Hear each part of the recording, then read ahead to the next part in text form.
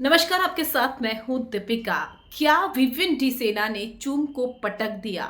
क्या चूम को चोट लगी है विवियन डी सेना के वजह से?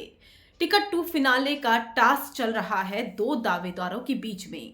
ऐसे में विवियन डी सेना और चूम जो है वो इस टास्क को कर रहे हैं, घर वाले उनकी हेल्प करेंगे।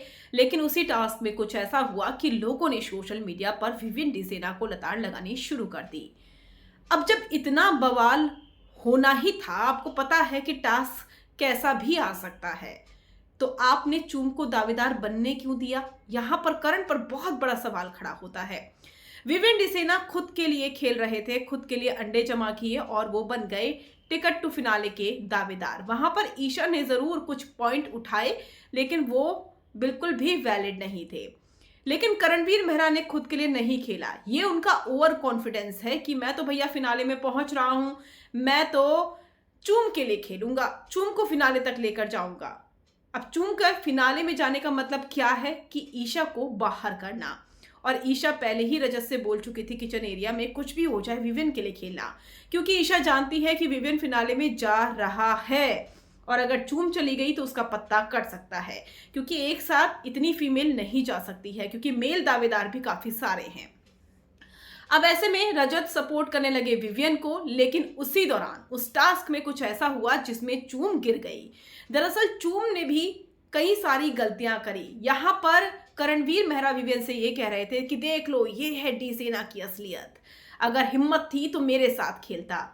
करणवीर, हिम्मत तो थी विवियन के अंदर, लेकिन आपने खुद को दावेदार बनाया नहीं, तो कोई क्या कर सकता है।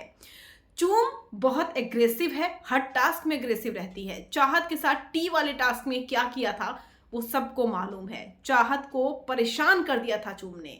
इसके अलावा शिल्पा के बाल खींचे थे, वो भी आप सबको याद होगा। रजत का भी रजत के साथ भी उन्होंने कुछ पंगा किया था, वो भी आपको याद होगा। तो चीजें बहुत सारी की है चूम ने भी पास्ट में। अब यहां पर बात आती है विमेन कार्ड की। ईशा अविनाश ने क्लियर विवेन से कह दिया है कि उसने अपने पैरों से उस चीज को होल्ड कर लिया है। अब तुम क्या करोगे? विवियन डी सेना टास्क छोड़ देते, लेकिन पीछे से अविनाश ईशा ने पुश किया और कहा कि टास्क को मत छोड़ना, हम तुम्हारे लिए खेल रहे हैं। विवियन डी सेना भी क्या करते, खींचना तो था ही, क्योंकि चूम ने दोनों पैरों से होल्ड कर लिया है और जब वो होल्ड कर लेगी तो आप छुड़वाओगे कैसे? ये टास्क है। विवियन डी सेना ने खींचा, चूम गिर पड़ी और यहां पर केवी विमेन कार्ड खेलने लगे और सबके सब विमेन कार्ड लेकर फट गए यहां पर विवियन डी सेना के ऊपर। लेकिन सोचिए, अगर विवियन डी सेना के अलावा कोई और भी होता तो क्या होता? वो भी शायद यही करता। और विवियन डी सेना ने जो किया वो गलत नहीं किया, एक टास्क में चीजें हो गई हैं। हालांकि इसके बाद विवियन डी सेना ने टिकट टू फिनाले टास्क जीत लिया, लेकिन उनको बाद में लगा कि उन्होंने बहुत ज्यादा एग्रेशन दिखाया है और यही एग्रेशन तो मेकर्स देखना चाहते थे। मेकर्स ने बार बार कहा था कि एग्रेशन दिखाओ, एग्रेशन दिखाओ। विवियन डी सेना ने दिखा दिया और थोड़े से एग्रेशन से देखिए क्या हो गया है।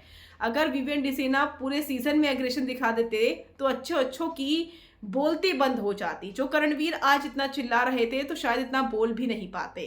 अब यहाँ पर एग्रेशन दिखाने के बाद विवियन डी सेना को रियलाइज हुआ और उन्हें टिकट टू फिनाले छोड़ दिया। उसके बाद चूम ने भी नहीं लिया और बिग बॉस का गुस्सा भड़का है सभी लोगों पर। लेकिन आपको क्या लगता है, क्या टास्क की आड़ में विवियन ने चूम को सचमुच गिराया है या फिर चूम खेल रही है विमेन कार्ड और करणवीर दे रहे हैं उनका साथ? क्या लगता है आपको? कमेंट कर जरूर बताइएगा।